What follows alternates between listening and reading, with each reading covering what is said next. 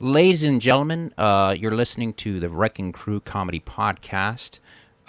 We've got a special guest for you today. He is the Texas State Director of the American Atheist, host of the Raw Man Podcast, a public speaker, video producer, blogger, vlogger. He is the man of the hour, the man with the power, too sweet to be sour. He is the reflection of perfection, the number one selection.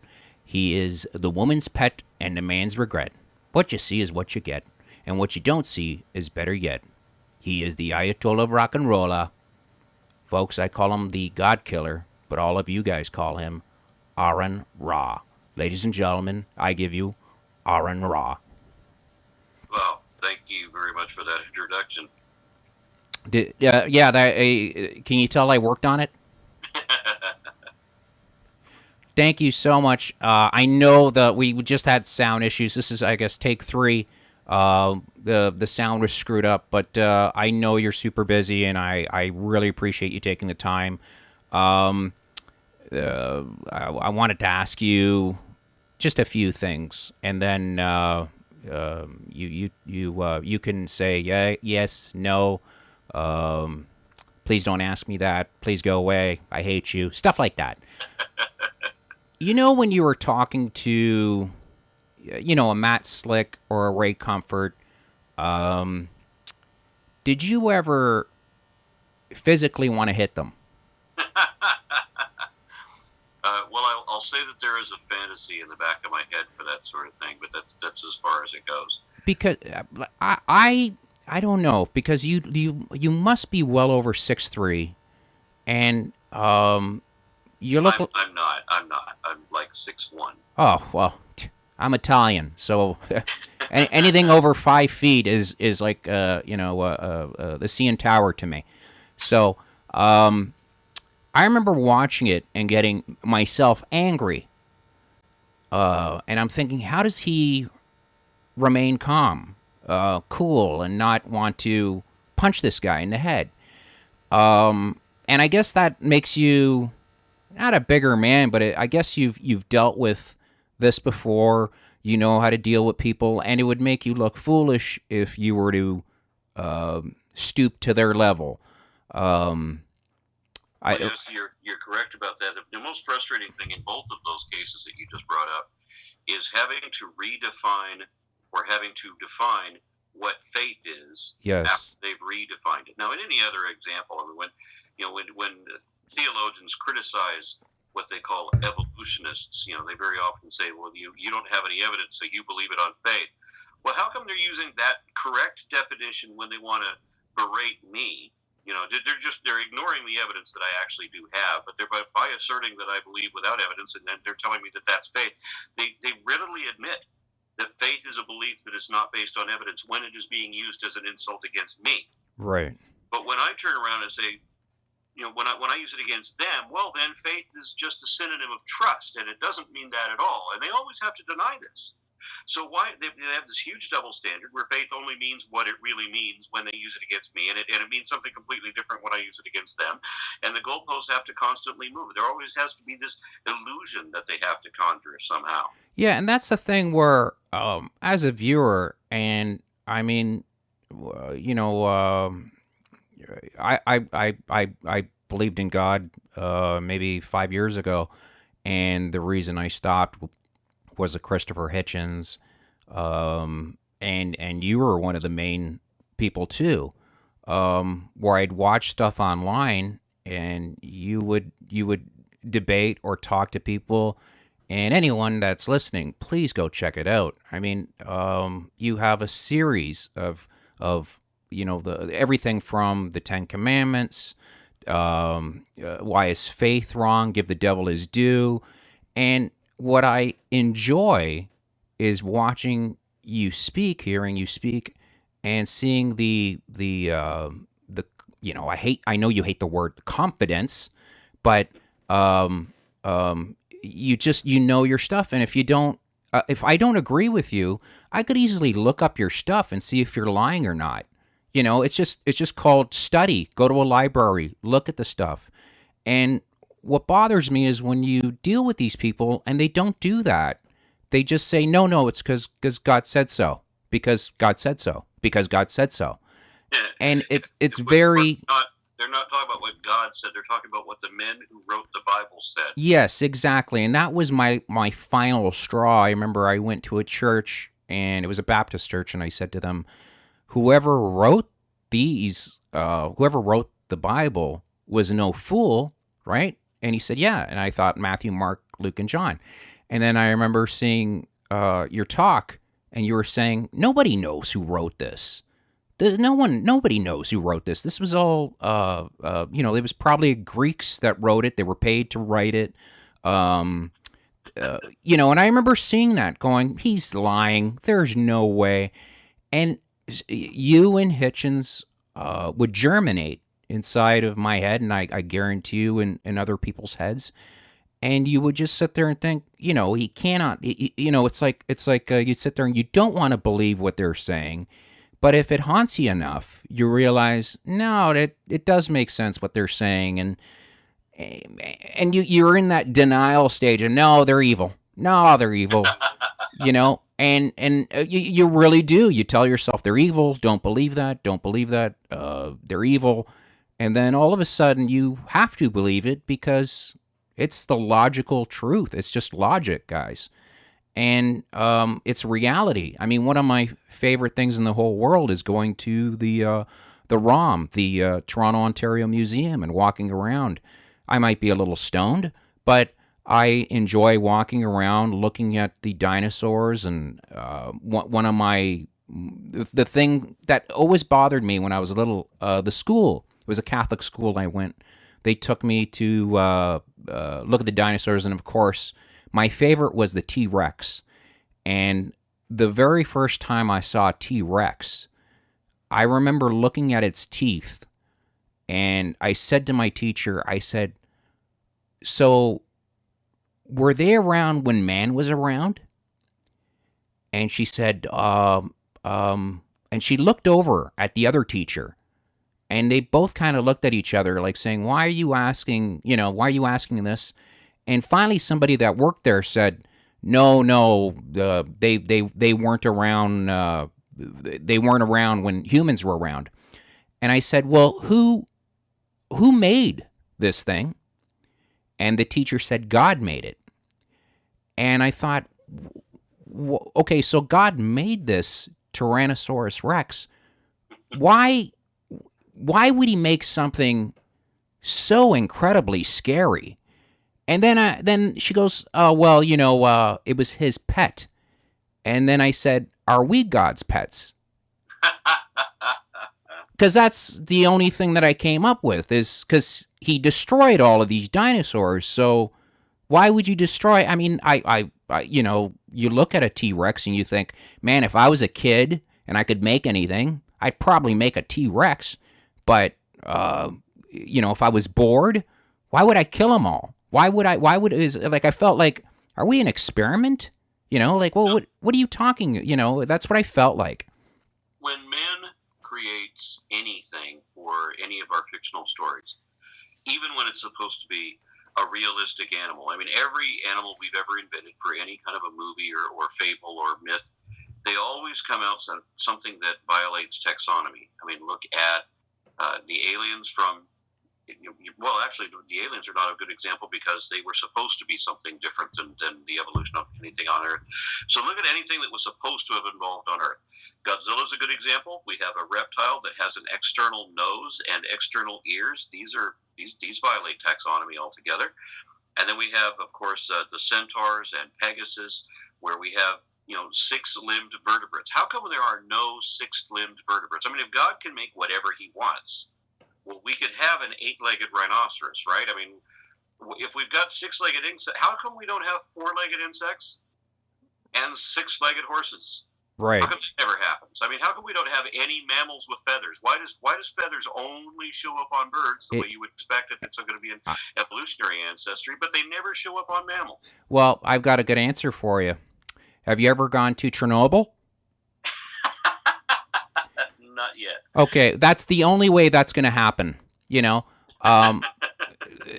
That's the only, like, I remember you talking to, I think it was Bob Dutko, or it was somebody, and they kept bringing up, dinosaurs, and how they found fossils, and, men and dinosaurs were together. And I'm thinking, holy fuck, the last thing I'd want to walk around is, hey, we're hunting dinosaur today, guys. I no, hey, get on, this is not the Flintstones. Like, there is no way man and dinosaur coexisted. And I always thought, who believes this? I remember the guy you were talking to kept saying, no, Mr. Aron Ra, you're totally wrong. There are fossils, there are blah, blah, blah. And I kept thinking, where are you getting this shit from? Bob Dutko was an interesting interview. Remember when I asked him for the best example that he could give, the one that he knew that we could verify for sure, that his listeners would be able to go look it up online and verify that he was correct about the evidence of dinosaurs existing with people? Do you remember that? Yes. Do you remember what the example was that he provided? It was a series of swords that bore perfect illustrations of sauropods on them. Right. And these were Hebrews that had visited the United States in like 2,000 years ago somehow. And I guess maybe he was taking the Mormon stint on it, where somehow the Jews had come to North America and they bring all these swords. However, when you look it up, the swords turned out to be lead, as in nobody would make a sword out of lead. They were hardly artifacts. They were made in modern times and inserted into a hole that had already been dug. Right. Then buried. And they were meant to be discovered. So they put it as a hoax. It's well known a hoax. The Hebrew inscriptions that were all over the swords were copied verbatim from a textbook on learning Hebrew. And so this was something that has been known to have been a fraud since 1926. And this was Bob Dutko's best example, the one that he knew that he could prove. Right. And the thing that I found weird about that was, if I'm bringing evidence like that to you, and you're showing me that that's totally wrong, I would kind of be embarrassed about that. I really would. I'd feel like a jackass. I would just say, well, you actually told him where to look these things up, and he didn't. It's kind of, you have that famous saying of, I believe because I believe because I believe because I believe. And you could say that all you want, you're kind of brainwashing yourself. It is very much a matter of pretend. Religion is literally. Sorry, folks, we just stopped it for a second. Seitan Bruggencate ran downstairs and raped me. It was awful. And he kept saying to me, how do I know that? How do I know that? How do I know that you're raping me? And it was awful. It was absolutely awful. I'm like, Sai, you're raping me. You're raping me. So we're back to Bob Dutko, Seitan, or any of these people. It just seems like their whole game is not to have a discussion with you. They know that they're wrong. They just want to get you frustrated. I mean, yeah. The whole thing with them is they purposely want you to make you angry. There is no discussion. I saw a video of Seitan talking about how his game was not to have a discussion. It was so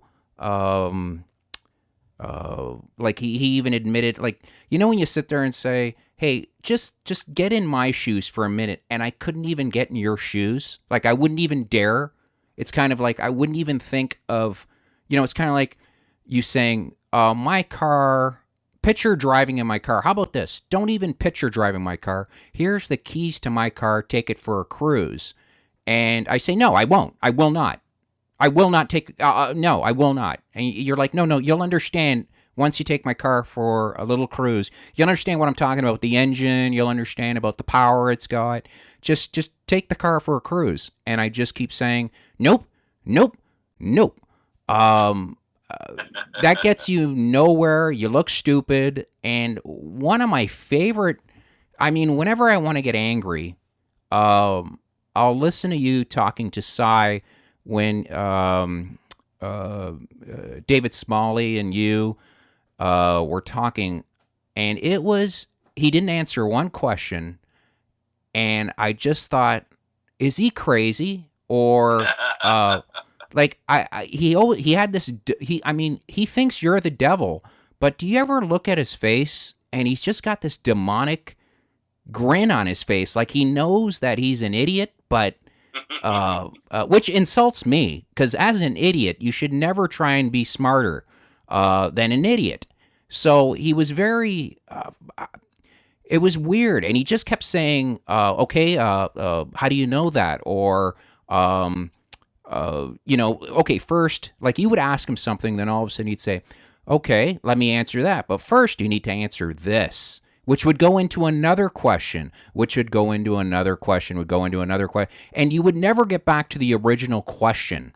And as a viewer, it was so frustrating to sit there and go, why doesn't he just answer one fucking question?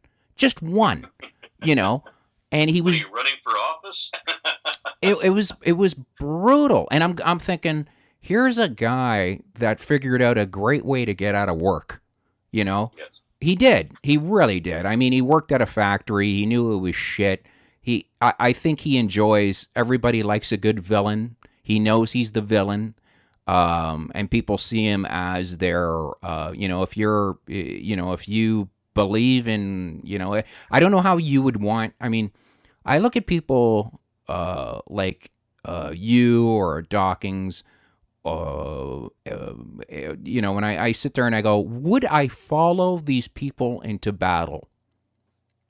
I would, because when you speak, the way you speak and the way you're saying the truth, and you're not trying to lie or you're trying to mislead. You do nothing of that.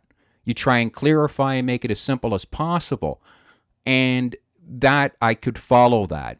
But if I look at a Cy or a Ray Comfort or a Matt Slick, I sit there and I think these guys they're liars. They're talking about truth, but meanwhile they're talking out of their asses. Yes, and there has to be some kind of a word game.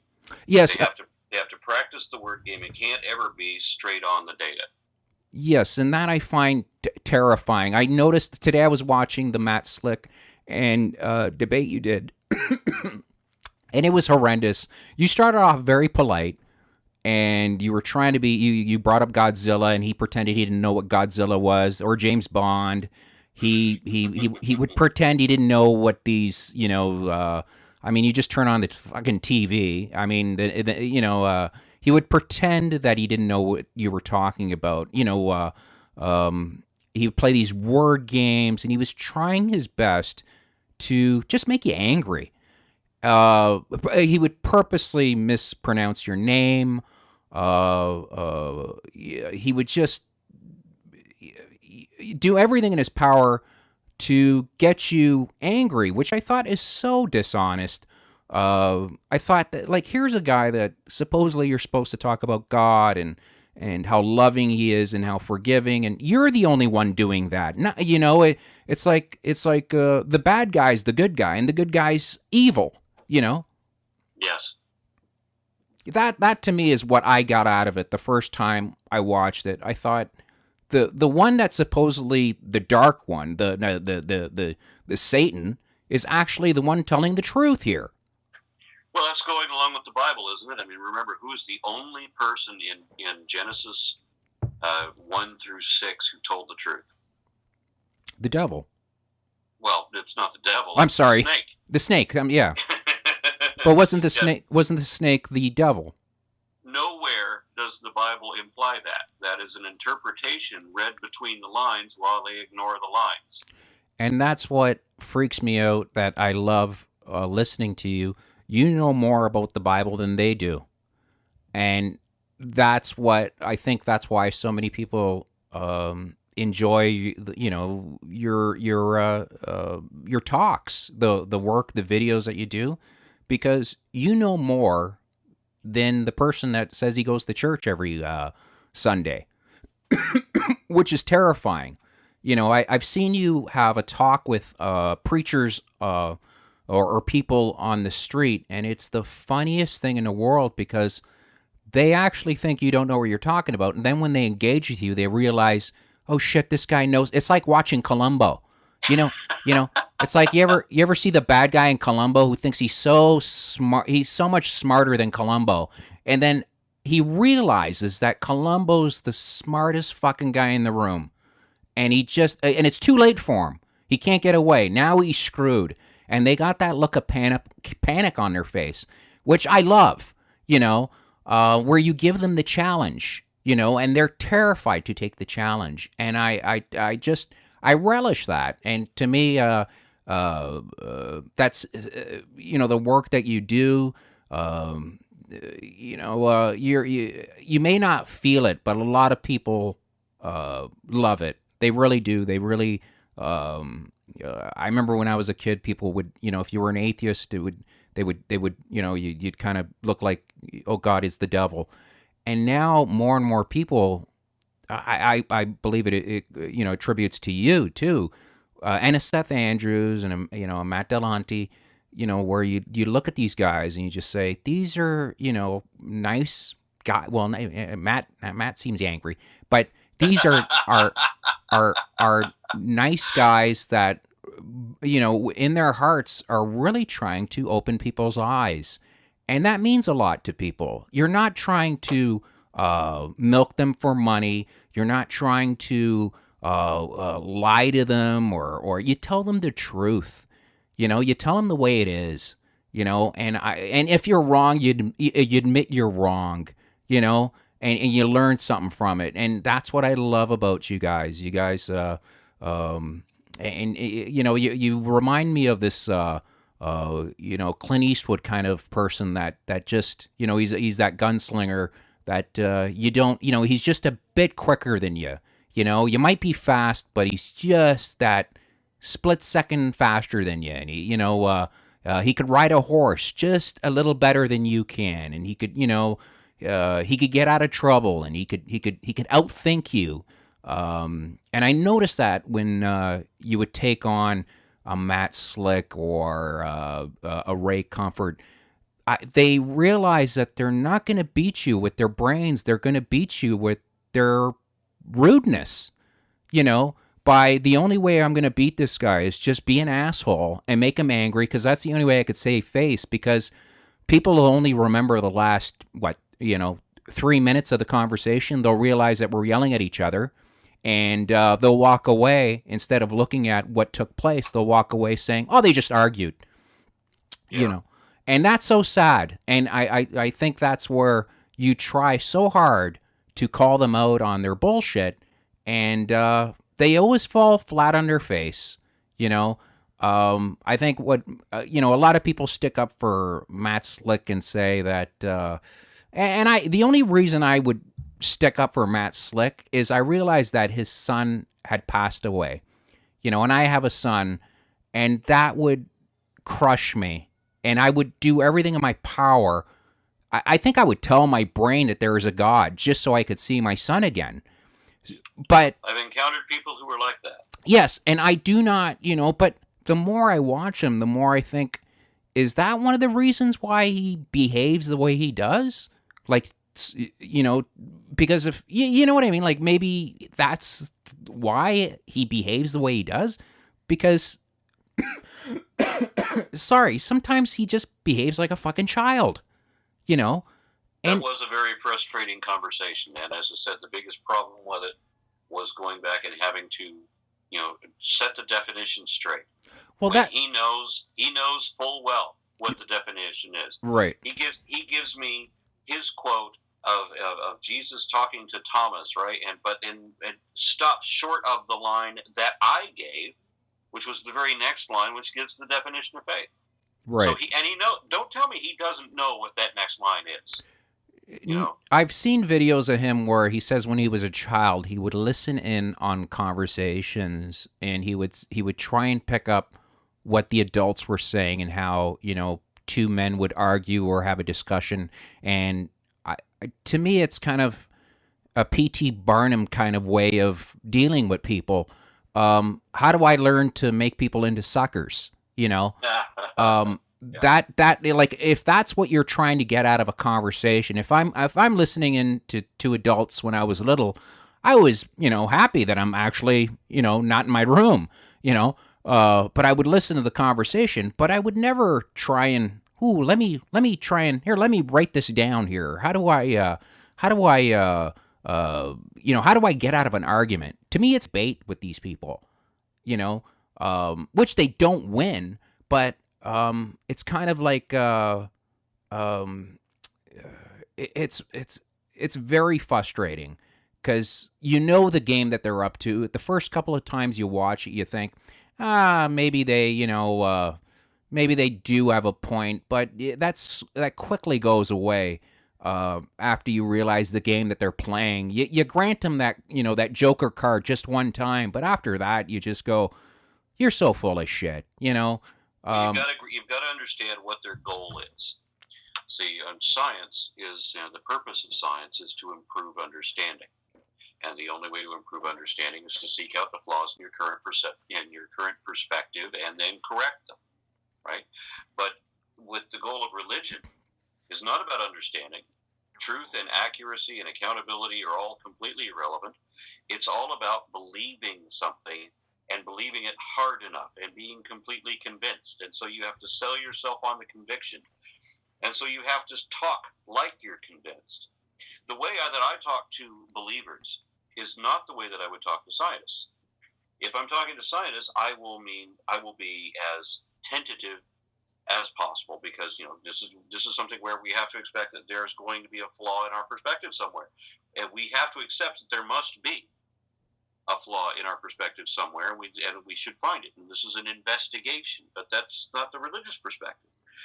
And so the religious perspective, having no evidence at all on their side, want to put huge demands on evidence on our side, and then say that because scientists use things like evidence indicates, instead of asserting what actually is or absolutely is, that they think that there's some uncertainty, as if uncertainty means wrong. Right. As if if they're evaluating or examining some detail of the distant past in paleontology or whatever, there's going to be evidence that implies that this range of figures, or this probably was the result. This would be the best explanation we can come up with at the moment. That's why we would call it probable, that there's a probability that indicates that. But these sound uncertain to believers, and believers are all about conviction. Well, so they hear somebody who sounds completely competent, right, even if they're talking out of their ass, which is what you usually get. And this is why Josh Fierstein is so much more famous than I am. Well, I think I think he knows the game to play. B is this, I think Cy, he plays the Cyton Bruggencate, of be as outrageous and as annoying, as stupid as possible. Say some of the stupidest things. I mean, you were there when Cy said, when he said, "God knows your life." How did he word it again? David Smalley said it to him in the interview. He said, him and the other con artist, Eric, were there. And he said to Cy, "So God has predestined your life?" And Cy said, "Yes." And then Smalley said, "Okay, well then, do you have free will?" And he said, he contradicted himself by saying yes. I mean, it was like the dumbest thing, and the whole crowd just thought, "You are the dumbest fucking guy on the planet." Even Eric Hovind moved away from him. No, I think he moved forward to say, "Shut the fuck up." Stop speaking. I mean, it was embarrassing. And I really wish that, there were times I'm sitting there going, I wish he got one thing right, just maybe one thing. And he plays this game of, the same thing with the guy you were talking about, make them angry, say the most outrageous, stupidest things out there, and the money will come. Yes, that's exactly correct. And you have a lot of people that have huge YouTube channels out of that strategy. Yeah, and that's all it is. It's just say the most stupidest, ignorant things. I mean, if I were to yell out, I believe all faggots should die. I really do. I think, even though, and I guarantee he doesn't even believe that. He just says stuff like that just to get clicks, views, get on the news. You know how it works. Once you get on the news, somebody else wants to interview you, then this person wants to interview you. It's this game he's playing. I don't think any of these guys believe, I believe it's the Peter Popoff syndrome. There's a buck to be made here. And I'm going to, it's a great way to get out of work. I just talk out of my ass and act like an idiot. And Yep. and that's it. I mean, if I were to talk to you, the problem is people that are hurting, that are dying, that are suffering, they have that, they want to believe, and I think we all have that, there's that fear of. Even I would not go to, some little old lady Yes. who's believed this all her life. Yes. And she's going to die soon. And, she says to me, say maybe I'm a caretaker or something, in her proximity, taking care of her needs in her last few hours or whatever. She Right. says something along the lines of, at least she'll be in heaven soon. Right. Nobody is going to deprive her of her precious illusion under circumstances like that. Right. Now, if she's fully healthy and she's standing in a classroom spouting that nonsense to kids, it's on. Right. But here's the thing that I absolutely love is that you grant that, and you would not take a buck offer. You would not say, "Give me your money and I'll feed you this bullshit." You being you being the atheist, the immoral monster that you are, you would care for her and tell, you wouldn't take her money. You would tell her that you need a hug. But Fairstein and all these guys would say, yes, you're going to be in heaven. You're going to see your kids. You're going to, you don't sit there and make up this bullshit about everything's going to be okay. Everything's going to be fine. You're going to be in heaven, and you're the mean one. You're the one, the bad one, which I find absolutely sickening in the world today. I mean, comedy's comedy, but some of this stuff is so sick. You couldn't write this stuff. I mean, if I were to ever write a disgusting character, I would write about a Psi 10. And if I wrote about a Psi 10, people would think it was fiction. Honestly, they would. They would say nobody is that stupid or mean, And I'd be like, no, there really is. Until, I showed my friends about this Psi 10 guy, and they just thought either he was mentally disturbed or just a mean, sick person, Now, if you were going to write a movie about somebody with a narcissistic personality disorder, somebody who is completely full of themselves to the point that they can't even envision them being in error about anything.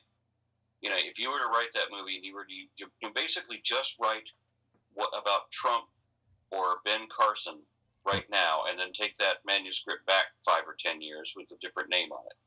Right, and they would say you're writing about Hitler. Well, we've heard this story before. You're talking about Adolf, and if I remember when Psi 10 said he said that one of the most disgusting things I've ever heard another human being say that. He said, I remember Matt Delahanty said, what about the there was a tribe out in the middle of nowhere, and he said, it was kind of, they will believe in God, kind of like that, like kind of God will show them, I do not believe that they don't believe in God, they believe in God just like you do, Aaron. Aaron, you know that. I just found that disgusting. to say, I know what goes in your head, His arguments from how God has revealed these things to him through Scripture.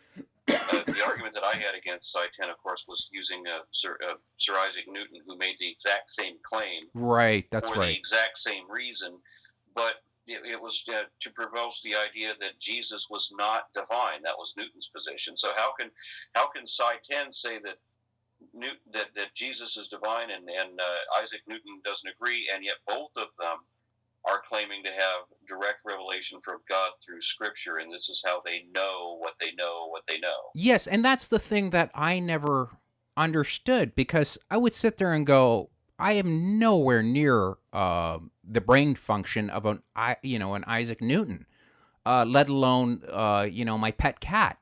And when you turn that on him, that was beautiful. That was so poetic, and I just thought to myself, yeah, he got you. He absolutely got you. And of course, Satan pretends he's smart and smug, and I think he knows he's in a corner, and he plays that card of just being a jackass, and people buy it. But yeah, you totally. I mean, that whole conversation was absolutely. It was like watching Joe Frazier beat the shit out of a mentally challenged turtle. It was absolutely horrendous to watch. And if I'm feeling down, I'll watch it, because it kind of makes me feel. It's kind of if I ever think of ideas, or if I want to get angry, or I want to get in a mood, if I'm tired, I'll put it on. And it'll wake me right up, because I just think I couldn't deal being in the same room with this person. I don't know how you did it. And that probably came down to experience of knowing that I know the game this guy's playing. He wants to make me get angry. He wants me to start cursing. He wants me to just, and I won't fall for that game. And you were that was well played, smart, because I remember I remember you had a Google Hangout. Your throat was killing you, and he made it seem like you were yelling, but you weren't yelling. Your throat was messed up, and you were trying to talk. And for those who don't know, I had this huge issue with laryngitis because I was at the Global Atheist Convention in Melbourne, Australia. And the Christians had come out to protest the event, and they brought a bullhorn, and they were spouting all this nonsense over the bullhorn. And so I started yelling to try to be louder than their bullhorn. Yes, and I held up for quite a while, but then, of course, just completely blew my voice out. Yeah, you did a number on that, and I wish you didn't do that Google Hangout, because you looked like you were absolutely destroying your vocal cords. But it was hard. It was kind of like him and Eric kind of knew. Let's just make him talk more. His voice is hurting. Let's just keep fucking with him, I just find them very dishonest people. Like when I find out how much an Eric Hovind is worth, his dad, doctor, is it doctor or is it just dork?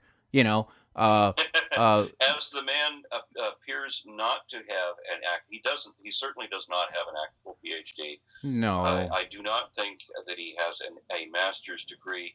I don't think he has a bachelor's. But doesn't that amaze you to sit there and say, if I was a dishonest person, I could make a fortune? Yep. It really, that's what bothers me. I mean, I look in the mirror and I go, why don't you be a jerk today and make a fortune? I mean, it works for these guys. Just lie out of your ass.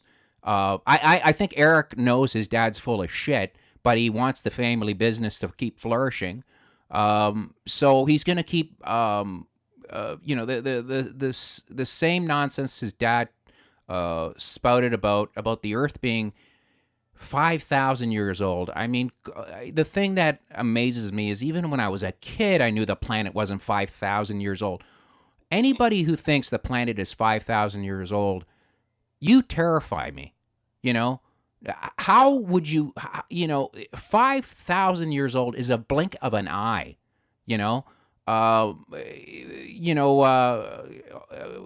Hitchens has that great saying, they believe that, men were on the planet. I'll give you 100,000 years, which, yes, for sure. 100,000 years, it's a pain and suffering that they went through.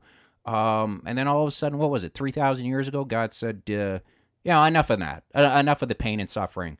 I'll show up in the middle of buttfuck nowhere and start talking about the Sky Father that's going to save us all, that cares about you. I will relay this information only to questionable people with minimal literacy. Yes. I will have the books written about me won't be direct from me. There'll be interpretations written by other people in other languages, and all of which will be decades after the fact. Yes. And I won't have the intelligence or presence of mind to either write anything myself or put down evidence to indicate exactly what it is I want people to know. Yes. And that, how do you not question that? How do you not, there's so many religions out there, and there's so many, how do I, that's what I felt. I wish, like a Matt Slick or any of these guys, why do I need you to tell me what it says in this book? Why can't I just pick up the book and figure it out on my own? I don't need you, because if I needed you, I would fucking hang myself. Okay? It's the truth. I could not deal just looking at you, let alone you speaking. So if I could pick up the book, if the book is all knowing and tells you how to have sex and do all this shit, what do I need you for? To tell me? Yeah, because you have to interpret it. Yeah, that's the thing. Yeah, you need me to interpret for you. And if I don't respect you, why would I listen to anything you have to say? If you watch a Matt Slick conversation with people, it's very hard to respect that person. There was a lot of people that didn't appreciate that conversation, and I've read some of the comments that they didn't understand where I was coming from on that. That's fine. I obviously got a lot better review on the Bob Dutko and the other conference, the Psi 10 and Ray Comfort and all of those. Well, I think his game was what he does is very dishonest. He'll watch a Bob Dutko. He'll watch you speak with the debates that you've had, and then he realizes what you're going to say, and because I remember him saying, Aron, how did you know I was going to say that? You don't know I was going to say that. You have faith. And he knew by saying that to you, by saying, you have faith in that, don't you? He knew that it was like this red flag that would get you angry to say, and he did it about 15 times to you. And it was on purpose, and he knew that the whole point was to just make you angry. And I knew exactly, because you were being as nice as possible. If you watch, and I watched it today, if you watch the first 10 minutes, you're actually in a great mood. You've actually, you're trying to explain it nice, calmly, taking your time, and he was purposely railroading the conversation by pretending to be stupid, by being ignorant and rude. And you could only take so much of that. Yeah. So... and of course, that was Matt Slick's game, too. Yes. You do the false equivalence where you say that science is based on faith. Yeah. Well, remember he said, how do you know, he said something about, how do you know about, like, I told him, I predicted what he would do. Whenever yes. I get into an argument with apologists, they always do this thing where, their position is so unsupported that the only way that they can be right is if reality is wrong. So yes. You're going to call reality into question, that somehow reality isn't real. I believe in reality. I believe in reality. Remember, he just kept yelling that. I believe in. How do you not know that I agree with you. I totally believe in reality. But a second ago, you weren't. It was this. Then what he said right after that was, how do I know? Right. You said you can't even prove that you existed 2 weeks ago. Yes, yes. And because you could have been invented today and been filled with all these false memories. Well, if it's false memories, if my entire past is false memories, then that is reality being wrong. Right. And that was what I predicted he would do. Yes. No, I remember that, and it was very. Anyone that's out there, please watch it. It is mind blowing how, if you ever want to act like a child or just derail a conversation, watch that, and you'll learn how liars work. And to me, it just seemed like he was a very dishonest liar. That's all. That's all I got out of that conversation. It was. It doesn't help. It doesn't help when you negotiate the definitions before the debate either. Because yeah, but you don't even. I don't think you had to. I think that was his game. That's his game. If you ever watch other conversations he has with other people, he will. You need to stop and listen to it. Actually, pause it and listen to it, because he does lie through it. He'll say you said this when you didn't, or one word. He'll pick out one word you said, and holy fuck, it is painful. It is painful to have a conversation with that guy. Again, and one of the other tactics is to always avoid the burden of proof. Right. And that's why, they need to redefine atheism so that atheism becomes a positive belief somehow, and they need to change the rules about proving a negative. Right. So that if you don't believe in God, well, what's your evidence that God doesn't exist? That doesn't work that way. But Right. they have to make it work that way because they can't bear the burden of proof on anything ever. Yeah. Well, they change the argument to suit them, but they're taking our worldview. And then accusing us of taking theirs. Yes, and that is so dishonest, and that is very frustrating when you're watching this. You're just sitting there going, "This is a really sick game that they're playing." I remember when he would he would say scripture to you like it meant something, and then you said, "Well, we knew of." When Caesar ruled the earth, I mean, there were gold coins, writers about him, that they could go back. Archaeology can go back. With Jesus, Jesus didn't even have that. There's nothing. It's just through Scripture. There are no gold coins. There's nothing. The only thing that we have is a Bible that was written not by Matthew, Mark, or Luke, or John, but written by Mo, Larry, and Curly in Greece. And that's all you have, and you keep going back to that scripture like it means something. And when you realize that the people that wrote it were paid to write this, it really means nothing. I mean, if you're so hung up on God and you want to believe that there's a God, I believe if he was such a loving, caring God and knew how upsetting it was that you didn't know he was around, he'd come and talk to you. He wouldn't go through a Matt Slick or any of these people. He'd show up and tell you, hey, I'm sorry about, the way things are or whatever. Hey. Well, if God is infallible and all-wise, then he wouldn't have chosen any of the emissaries who claim to be representing him now. Right. Yes. Because, that's the thing. If there wasn't, I was always told that life is a test. That's all it is. At the end of it, at the end of life, God will, he'll do judgment on you to see if you were good or bad. And what I notice when people do good things, they're trying to buy their way into heaven. And I'm thinking, why not just do good for good sakes? Why do you got to do good to say, this is what, the Bible commands? Well, no, don't. If I was a God, I'd be happy if you just did it, just because it was the right thing to do, not because I told you to do it. And I've heard Christians say that once they're saved, then they're always saved, and it doesn't matter what they do; they can just continually keep asking for forgiveness, so they can continue to keep sinning. Well, it's the Catholic. Catholics have the confessional, right? So what you do is you could be as bad as you want, and then that's why a lot of 80s, in the 70s and 80s, a lot of the porn stars, the girls were Catholic, because they could easily go and do what they needed to do.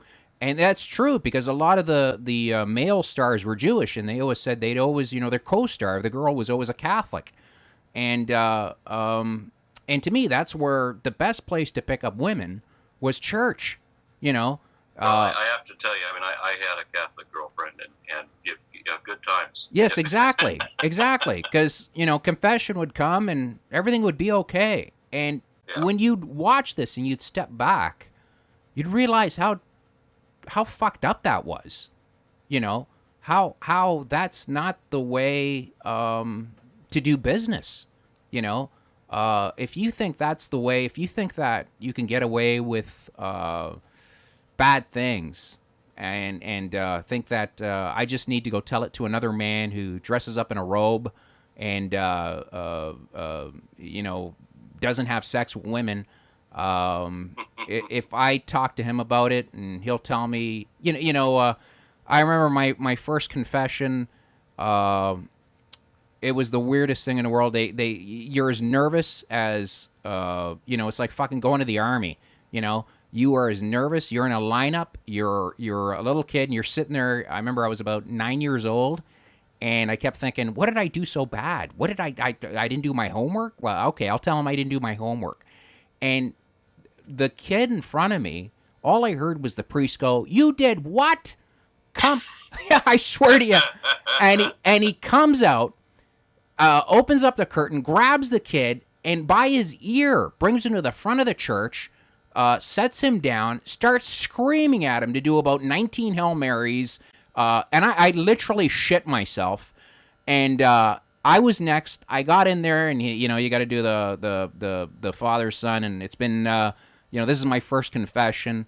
And he said, "Do you have anything to confess?" And I said, "I don't know," And he said, "There must be something. There must be something." And I said, I swore at my grandmother, which I didn't, And he said, "Okay, there'll be 6 Hail Marys and 7 Our Fathers, and everything will be fine."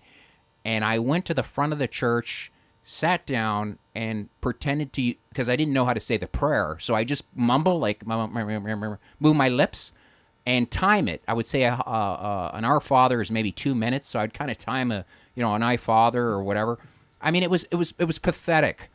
It was just pathetic back then, like what people had to do, in this day and age. Oh, God, swearing at your grandmother or what the kids do now is absolutely nothing. But church terrified me when I was a kid.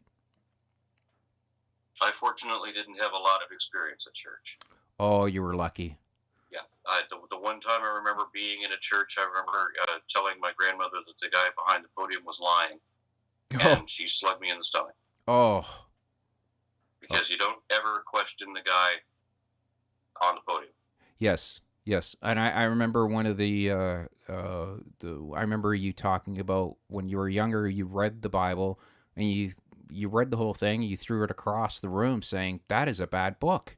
Yeah, I didn't read the whole thing yet. I did not make it, I didn't make it much past Genesis by that point. Right. Yeah, but you don't wait till you read the whole thing and then throw it. Right. You throw it when you realize you've been duped, when you were told that this was going to be the Word of God, that by reading this you're going to get divine wisdom.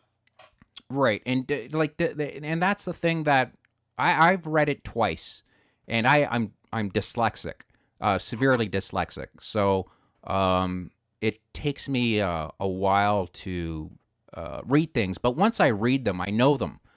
And it took me a while to read it, and halfway through, I would stop and say, "This is bullshit," Like, I would literally stop and just go, this is like, who believes this? And I talked to a priest about this, saying, I really don't believe this shit. I didn't say it like that, but he kind of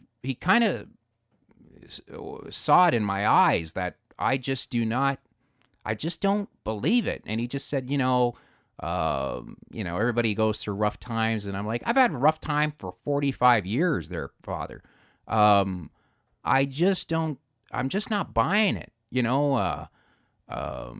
My child, during the summer, I would listen to your talks, or I'd listen to The Thinking Atheist, and my kids would see that I'd be listening to this. And my daughter at the time, she was 9. She's like, Dad, do you not believe in God? And because all of her friends, of course, they all go to church and she doesn't. But she asked me, she goes, Dad, do you not believe in God? And I said, no, but I believe in you, And she just kind of looked at me and just thought, well, I believe in him. And I said, okay, sweetie, but I just don't see it, And then later on in the car, a couple of trips, she would ask me about it. And I would kind of explain to her about, she would say, who's Jesus? And I would explain who they believe Jesus was and what Catholics believe and what, maybe there wasn't even a Jesus, because it was such an old story. I mean, I think that Jesus, I kind of explained it to her that I think Jesus was this guy that, he was, back then there were several little cults. And, the Jesus of today would have, if he was alive, he would have freaked out to say, I can't believe the people bought this shit, I mean, I'm sure he was in a little cult, and which grew and grew and grew, and that's it. I'm not convinced that there was an actual Jesus that any time traveler would be able to recognize as being the guy. That's what I wanted to ask you. If you had a time machine and you could only use it once, what would you do? Now, remember, you could see relatives, you could go you got 5,000 years, you can go wherever you want. Where would you go? I would probably want to see the Permian. The Permian? What's that? It's the era that you still had trilobites. It was before the Permian extinction, and when the largest predator in North America was Dimetrodon. Oh, fuck! You'd go all the way there. That'd be awesome. As soon as you get out, you get eaten. Hey, that's awesome. Ow! I would go back. I would like to go to the crucifixion to see if it actually took place. When they say he was walking and being, like when the guy tried to help him with the cross. I would like to be there and just if they asked me if I was going to help them, I'd go, fuck no. Are you kidding? It's not my problem, but I would love to be there just to see if it actually happened. My contention is that if you had a time machine and you could go back and you could look for Jesus, you'd have clues for when to look and you'd have clues for where to look. Right. But they contradict each other, so you never actually know if you're in the right place at the right time. And that's what bothers me, as if you were a person that studied the Bible, if you were a person like a Slick or, that does this for a living, wouldn't that, if you're a mechanic, you better know your car, right? You better know how to fix cars. If you study the Bible, fuck, there's so many contradictions, so many, were the women present when the rock was moved? Was there a boulder? Was he crucified? Was he not crucified? I've seen a show where they showed that crucifixion was actually a cross, like a X, because the trees weren't big enough. There was no way it was a cross. That's what they were saying. Yesterday they were showing Noah's Ark, and they said maybe it was round. They like this big round fucking donut kind of thing. And, the biggest they could have got this thing was 35 feet. So maybe 3 elephants could have fit in it. 3 elephants and a carrot, could have fit in this thing. And that's using modern technology. So when that's the thing, when you look at it and you sit there and go, I'm a grown up. I love cryptozoology. We also do shows about that because I don't believe in Bigfoot or anything, but I really think people see things like, if they see a bear, they misinterpret that. I know there's no Nessie, but everybody loves a great story. And I think these are stories that, somebody wrote, paid for, write them down. And, over the years, they've become this, turned into the Catholic, the Protestant, Baptist, you name it. There's so many denominations that you have to look at it and say, if it was the right book, if it really did happen, there would be one religion and everybody would follow it. It wouldn't be, I could go down my street and there's 4 different churches. Yeah.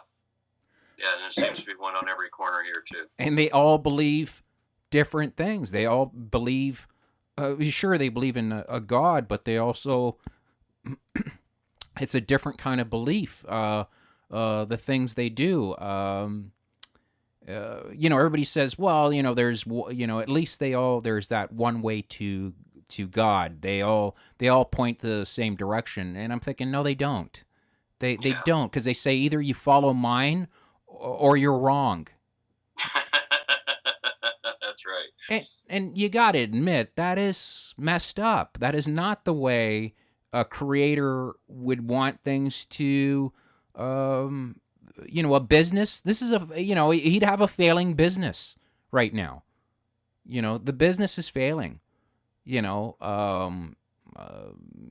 got, like if you watch shows like the Bible, Wingnut, if you watch those guys, they are, to me, sick people.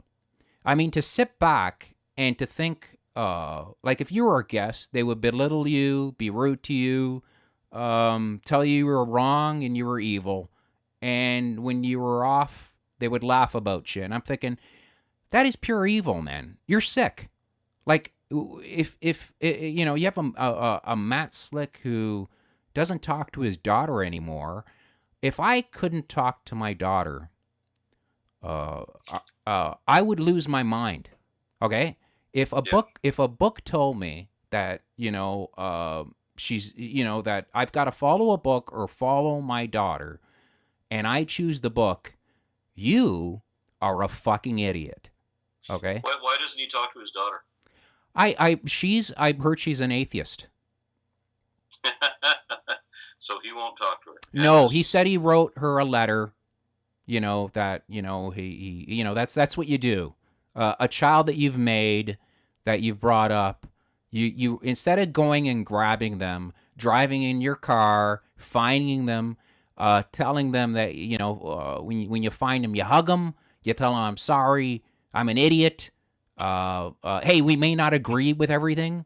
Listen, I think the Bible says this, but you know what? You don't believe it, but you're my daughter, and I love you, and I care for you, and I want you to be home with me, or I want to have a relationship with you. Me cutting you off and not talking to you because I think you're evil, because you're an atheist. You're sick, man. You're a very sick person.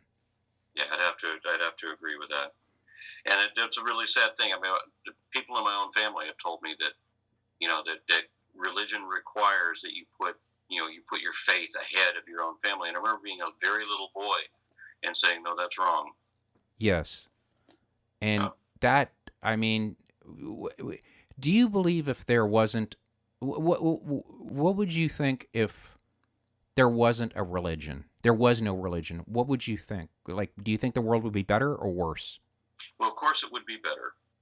Now, that doesn't mean that everybody's going to be a rational person, but at least they're not paying 10% of their earnings to somebody else to be super rich. And if you notice how these churches work, I mean, you have one guy who's really super mega rich, and he's being supported by a very poor, huge neighborhood. And even in the neighborhoods that are, that are affluent, well, then in that case, if you've got people that are upper middle class, well, then their minister is the one who has a multi-million-dollar estate and a helicopter to work. Right. So that's the way that works. I'm going to have to go. Okay. Sorry that, I really appreciate your time. I know it took us a while to get going with the sound issues, but you are a gentleman and a scholar, and I look up to you. I appreciate the time. Ladies and gentlemen, we've been talking to Mr. Aron Ra. He was sweet enough to give us a Christmas present early here on the Wrecking Crew comedy podcast. He is the Texas State Director at American Atheist, host of the Rahman podcast, public speaker, video blogger, producer. Please check out his work. You'll absolutely love it. Thank you so much, Aron Ra. You're a joy to talk to, and it means the world to me. Well, thank you very much. Appreciate it. Thank you so much. Okay, I'll talk to you soon, and have a Merry Christmas, sir.